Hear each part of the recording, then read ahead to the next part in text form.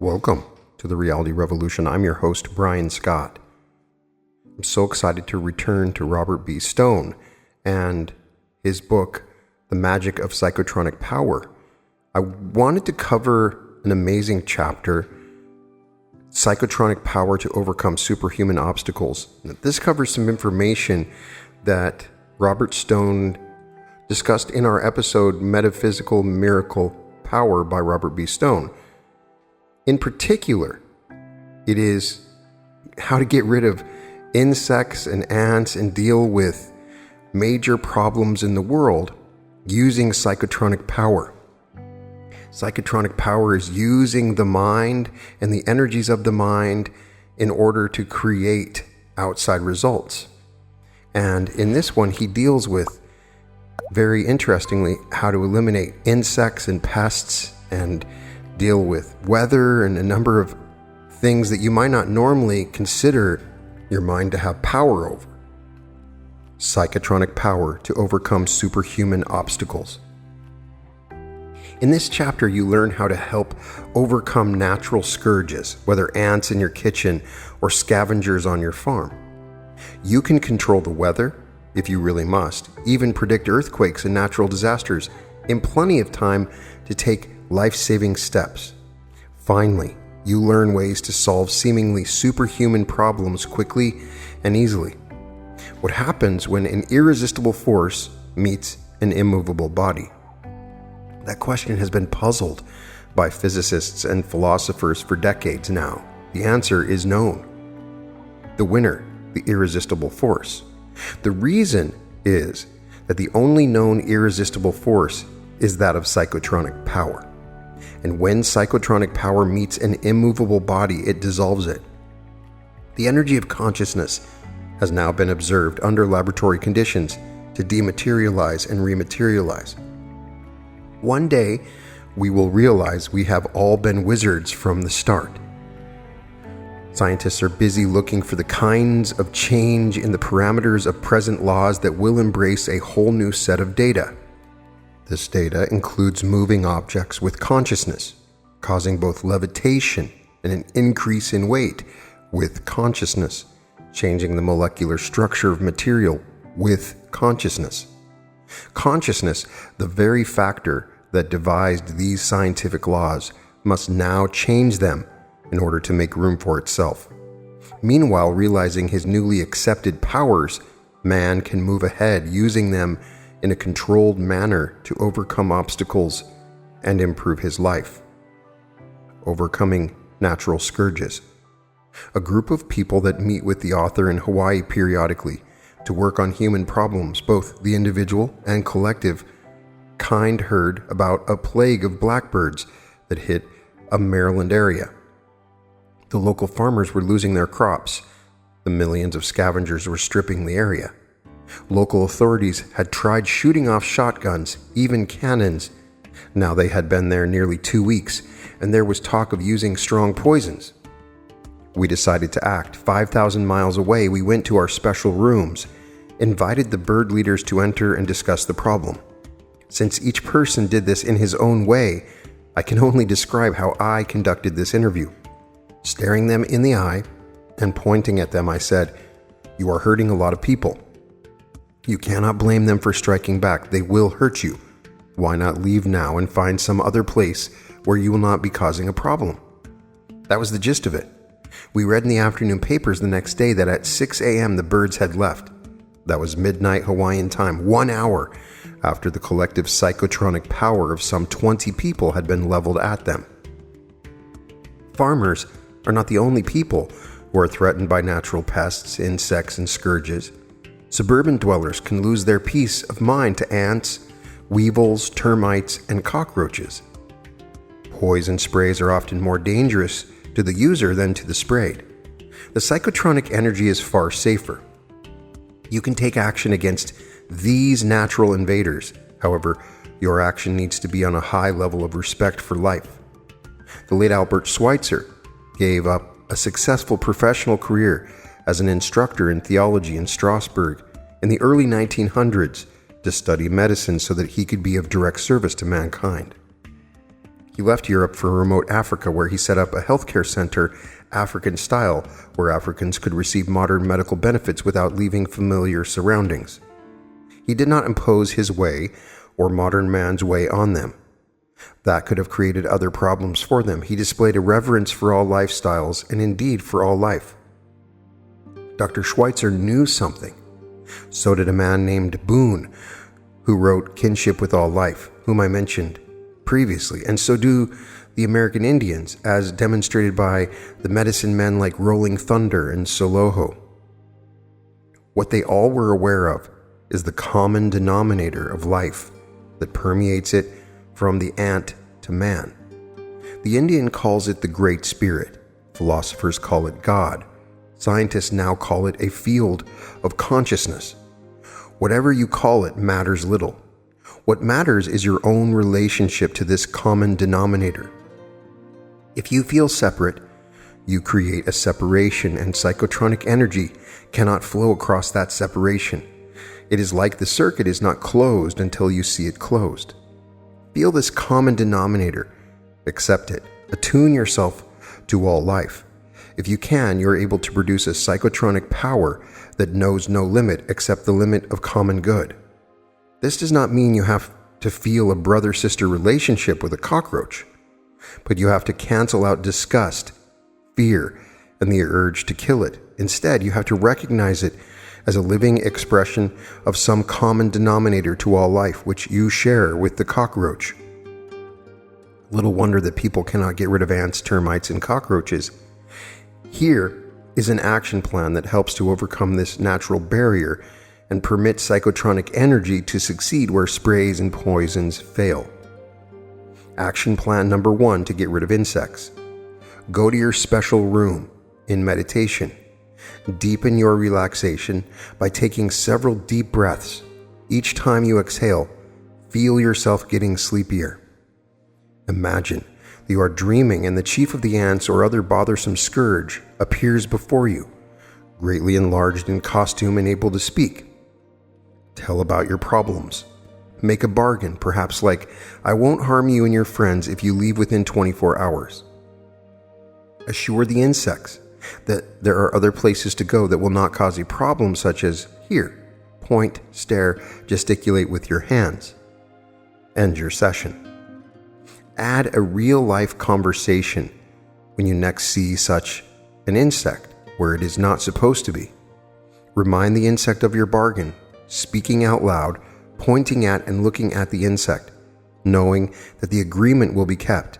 Expect it. Take it for granted. Laura S. had ants in her kitchen. They were the very small variety that she could hardly see. They could hide in small cracks and behind tiles or baseboards and escape her spraying. If a package of food was left on the counter, it would soon be attacked. Jars and other covered containers had to be constantly checked for tightness, or else the pygmy ants would be into them. Laura attended a psychotronic meeting where this subject was discussed, and the results that some had with the above action plan shared, she decided to try it. She was able to talk quite logically and reasonably with the ant leader. Later, she repeated the conversation aloud to the first ant, and she saw on her kitchen counter it stopped crawling as if it was listening to me. She recounted later, within a day, the ants were no longer to be seen. The insect kingdom keeps its agreement, but generations come and go, often in a matter of days, and new agreements need to be made, and other types and species explore and move in. So action plan number 1 may have to be repeated frequently. Action plan number 2, to get rid of insects. When therapists begin to experiment with the beneficial effects of certain colored lights on the human body, they discovered an interesting fact. A person does not have to sit under the blue light or green light for an hour. Instead of a photograph of that person when placed under the light will cause the same improvement. Now, a crop spraying by Air Company has discovered that by taking an aerial photograph of a cornfield or other crop where there is an insect infestation, treating that photograph with the spray removes the insects just as effectively as spraying the crop directly. Science cannot yet explain this. It is as if the picture identifies the spot because there is no place exactly like it anywhere. Just as a photograph of a person identifies that person, once identified, perhaps the cause-effect relationship takes place in the universal consciousness blueprint for all that is. If you have an insect problem and are loath to use sprays and other poisonous substances profusely, especially around food storage and preparation areas, then this action plan number 2 can be used to supplement action plan number 1. Action plan number 2 to get rid of insects. Photograph the area. Spray the photograph with insect repellent. Go to your special room. Hold the photograph at eye level looking at it. Close your eyes. See the photograph become alive. It is the place itself. The insects are reacting to the chemical. The job is done. End your session. Farmers should experiment with this action plan number 2 on small local areas before tackling more extensive past problems. There are many household applications. Wanda B had a problem with fruit flies in her kitchen. She visualized a gas in the kitchen that was neutral to everything but poisonous to the fruit flies. After doing the first action plan, once she noticed the fruit flies diminished in number. After the third time, they were gone. Dealing with weather problems. The witness story is told of how rolling thunder once created a tornado to right a wrong. A young Shoshone had been sentenced to a 5-year term in Leavenworth prison for refusing to go to Vietnam. Since the United States treaty with the Shoshone Indians guarantees that there will be no military drafting, Rolling Thunder resolved to get the boy out of prison. He got to prison, accompanied by a white man friend, and demanded the release of the Indian youth. They were told that he had been transferred. That night in a nearby motel, Rolling Thunder awakened his friend and said that the prison officials were lying. He could use fear as a weapon to release the youth. They must set out immediately. They headed toward the prison. Rolling Thunder stopped and built a bonfire. He put certain things into it. A black funnel cloud formed over the fire. It grew in size. As they reached the prison about dawn, the cloud had grown in size and lightning was crackling. Rolling Thunder demanded that the guards deliver the youth. The tornado would rip the prison apart if they did not, he warned. The guards summoned some officers. When the tornado was nearly on top of the prison and had already ripped off a gate, they rushed inside, got the youth, brought him out, released him to Rolling Thunder, and they left. Man once thought there was no way to control pain. Now he knows there is. Man once thought there was no way to determine information other than through the senses. Now he can see it being done by those who know how. Man still thinks that the weather is a superhuman force out of his control, except the American Indian and the psychotronic engineer. When a storm was approaching Honolulu, the author worked psychotronically with a number of colleagues to divert it. The storm skirted Honolulu, blowing roofs off in Kailua, less than 20 miles away. Flushed with this victory, at the next meeting, several had weather problems that they had asked the group to work on. One, a teacher was taking her class to Sea Life Park. They would arrive the next morning about 10 a.m. No rain, please. 2, on a Saturday, a fellow was going on a hike. Nice weather, please. 3, a woman's daughter was getting married that Sunday. There would be an outdoor reception at their Diamond Head home. A clear day, please. We went to work on these problems that night in our collective special rooms. I woke up the next morning and the sky was black. Lightning flashed every few seconds and the thunder pealed. Very unusual for Hawaii. At 10 a.m. sharp, lightning hit my building and the electricity went out. I said to myself, okay, I promise no more interference with the weather. When the teacher returned from her Sea Life Park on time, she reported heavy rains going and coming, but barely a drizzle out there. And to the hike and the wedding, Saturday and Sunday were fine. We are not planning to work again on the weather, at least at this time. The fact that psychotronic energy can be directed at the weather with positive results makes it a possible course of applied action. Whether or not you wish to use your psychotronic energy for this purpose is a personal decision. Personally, if it were a question of survival, I would not hesitate to use mine again to affect the weather, but I would not again use it for convenience purposes. Somehow I think Rolling Thunder and other Indian medicine men would agree with me, so they have their rain chants. Psychotronics is a new science, and so we have to set up guidelines for its ethical, proper, and safe use. Man may not have reached a level of wisdom whereby he can produce these guidelines unilaterally, that is, on his own. He may need universal help. He may need to use trial and error, suffering the consequence of abuse and a misuse until the right path is clear. Dealing with earthquakes, volcanic eruptions, and holocausts. Recently, when a large earthquake hit China, the population was warned of a serious aftershocks, and additional loss of life was minimized when these occurred. These warnings of aftershocks were partly derived from past experience and partly the result of information from seismic equipment. There was a third contributing information channel: animals in the zoo. The consciousness of animals may not have the ability to think logically as does the consciousness of man. However, it does appear to be more closely attuned to intuition, the messages of nature. Animals appear to sense natural disasters and holocausts. Their survival instincts hear more clearly than ours when nature talks. Ours hears more clearly than theirs when civilization talks. Psychotronics does not yet claim to be able to quiet earthquakes, put the cap on volcanic eruptions, or halt tidal waves. However, it can restore attunement to the messages of nature. Such attunement can help you to take the evasive action or to avoid being in the wrong place at the wrong time. There is no single action plan that can produce this attunement. However, every one of the action plans on these pages contributes to this attunement.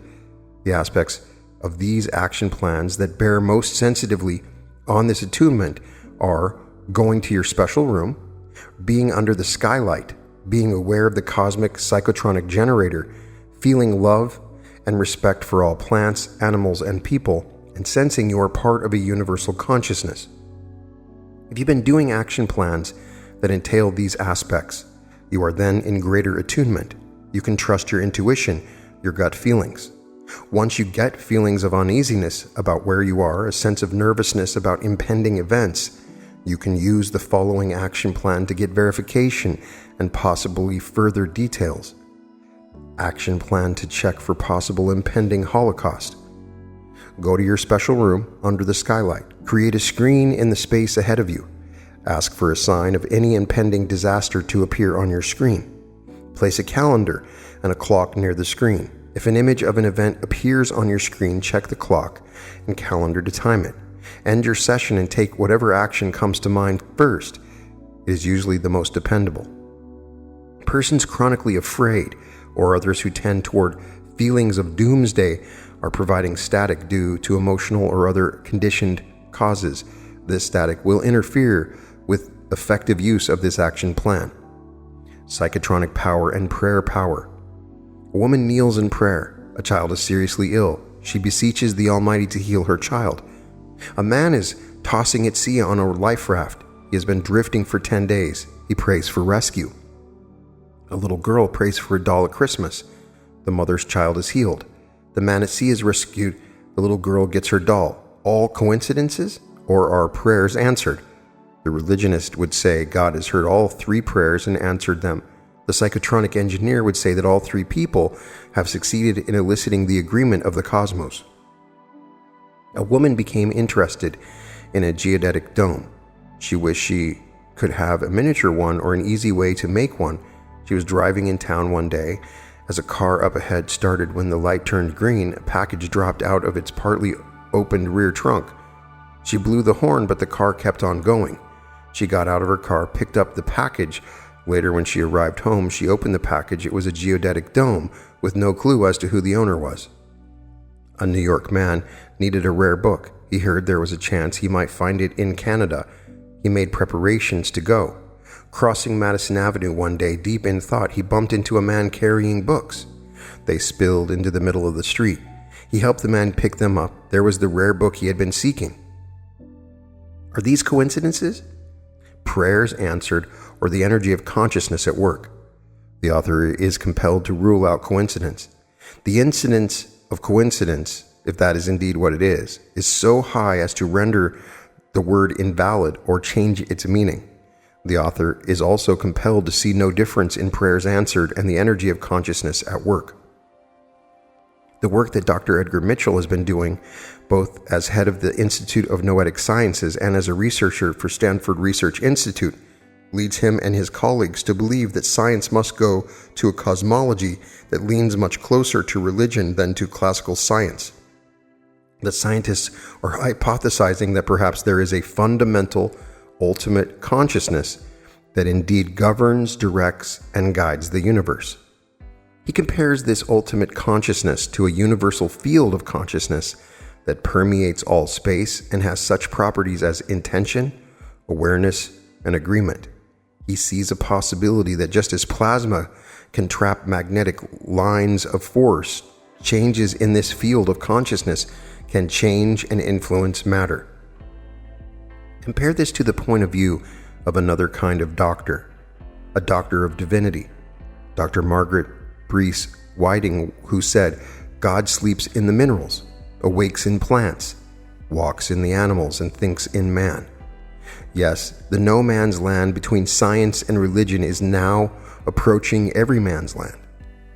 The words we use matter little compared to the thoughts that we think behind those words. The English word shaman, meaning medicine man or priest of shamanism, has its roots in the Sanskrit word shamans, meaning ascetic, and similar sounding words in Russian, German, and other languages. The religious practices of shamanism involves the summoning of good and evil spirits, the priest acting as go-between. Ji San Lee is a Korean shaman who occasionally visits the United States to demonstrate his talents through the medium of the dance. He claims to be the first shaman to cross the Pacific from Korea. Why the dance? It is the ritual by which the gods are contacted, he replies, and he goes on to explain how he conquers space through the dance and becomes infused with God.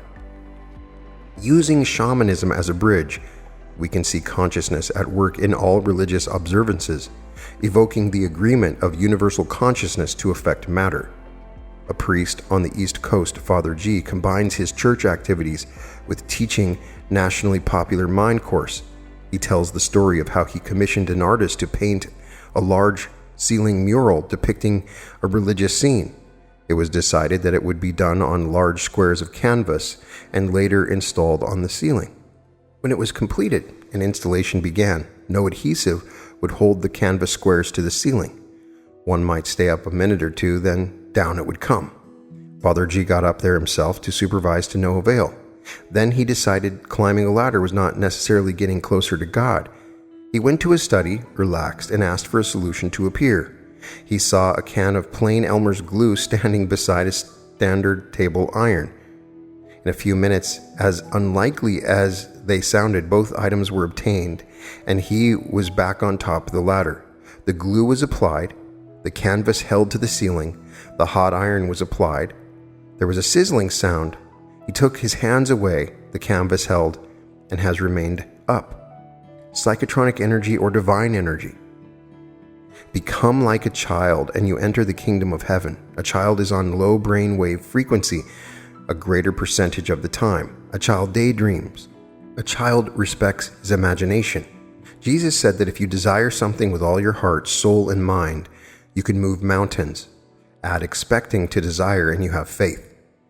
If you consider that religion is a field of inquiry toward finding a dimension at which we can communicate with universal consciousness, let us call that God, then psychotronics should be of a special interest to a religious people. It so happens that hundreds of people in the ministry have taken mind courses that lead to controlled use of the energy of consciousness. Jesus was aware of natural psychic ability. Behold, I send you prophets and wise men and scribes. Paraphrasing Luke 12:2-3, there is nothing concealed that will not be disclosed, nothing hidden that will not be made known. For what is said in darkness will be said in the light, and what is whispered in the inner chambers will be preached on the housetops. Is this saying that there is indeed a universal consciousness? Some New Age religions call God infinite intelligence. If intelligence is God, then our intelligence is an expression of our divine nature. And the more we use our psychotronic power, the more godlike we become. How to give more spiritual dimension to psychotronic energy to solve superhuman problems. As you realize the true nature of your consciousness, you tend to use it in more idealistic ways.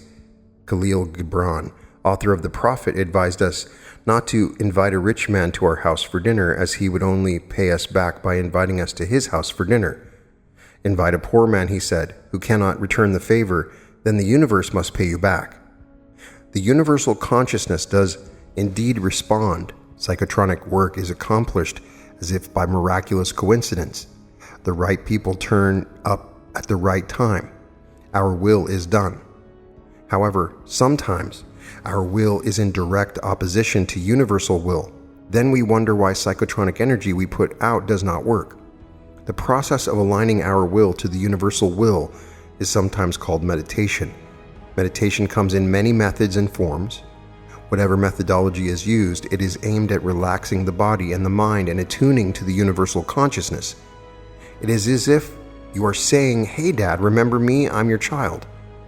Then you really have something going for you. People who spend a few minutes a day begin to function in a way that surprises nobody more than it does themselves. Everything seems to go well, a lot better at least than it did before. Psychotronic action plans are, to a degree, meditations. Guided meditations increase that degree, and you increase the scope of the kind of problems that respond to your 1 or 2 minutes in your special place. Here's an action plan to help solve some superhuman problem which needs superhuman help.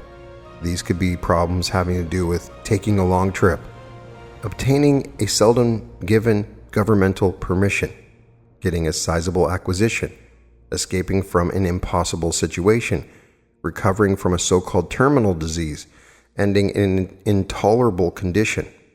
Before beginning this action plan, it is advisable to purify your consciousness so that it is free of static and better able to communicate with universal consciousness.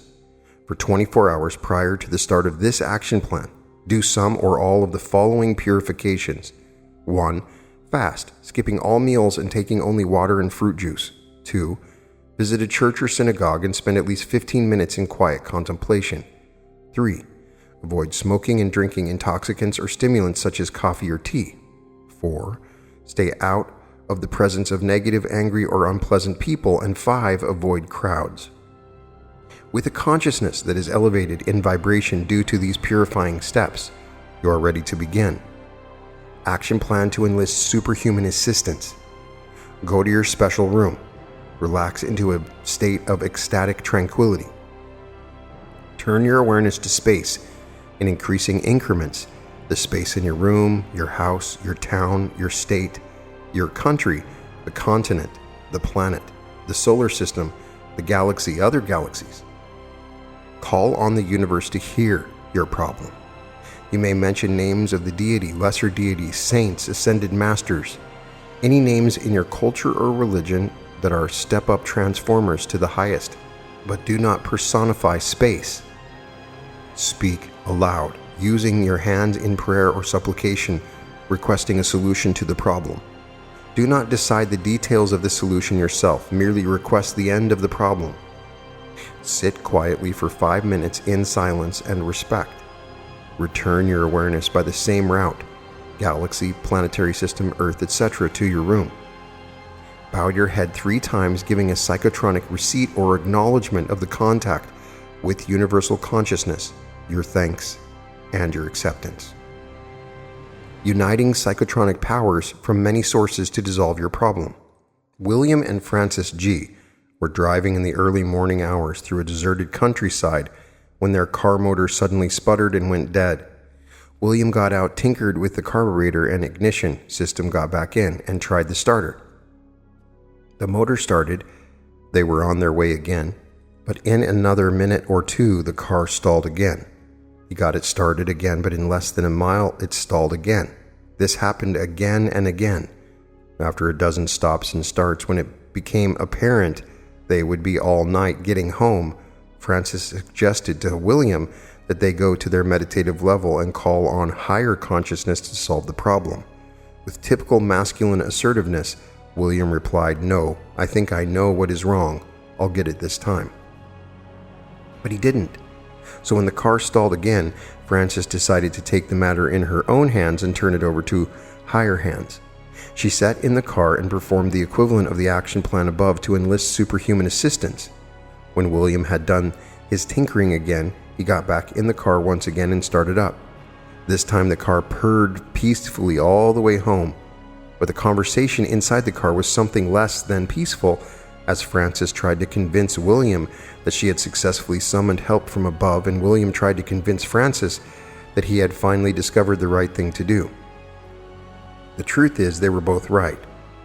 When superhuman help is enlisted to solve a problem, it often manifests in very human ways.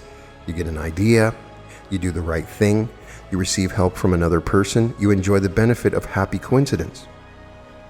Because of the everyday character of the problem-solving process, we are inclined to say, "I did it."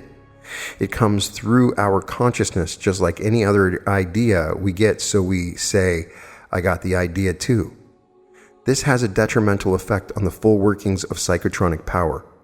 What it is really saying is, I don't need the rest of universal consciousness of which I am a part.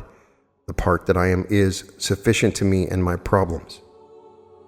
The self-credit cuts us off from the cosmic psychotronic generator. We lose our connection to a vast source of miracle-making energy. We need to do just the opposite. We need to give universal consciousness the credit for all our solutions. This seals the connection, ensures our power. This leads to what you might call the basic law of psychotronic power. Never accept the credit for any psychotronic effects. Assign such credit mentally to a larger consciousness. Scientists and engineers begin to shy away at such concepts, but their colleagues in advanced research continually see evidence of this larger consciousness at work. Your neurological system includes your brain, seems to act as a sensing device not only for your conscious perception of sensory stimuli, but also for information from space. If you know the name of the book you want in the library, your consciousness can locate it. But if you know more generally the type of information you want, then the librarian must identify the book you need. It seems to be this way also in the retrieval of information or assistance from universal consciousness.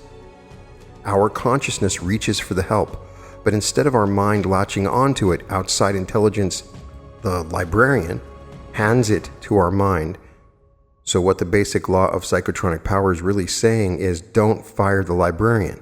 Accept the cash or benefits or psychotronic power and let the credit go to the higher sources. It keeps your contact with the cosmic psychotronic generator alive and well. If you understand the principle at work here, you can then understand why I'm going to make an unusual request. Create a special action plan on your own to acknowledge universal consciousness. If I do it for you, it does not ring true. It needs to be your consciousness all the way in order that universal consciousness zeroes in its miracles on you all the way. Action plan to cement universal consciousness relations.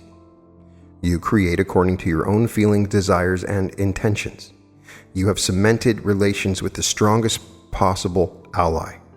You are not superhuman, but you can conquer superhuman obstacles.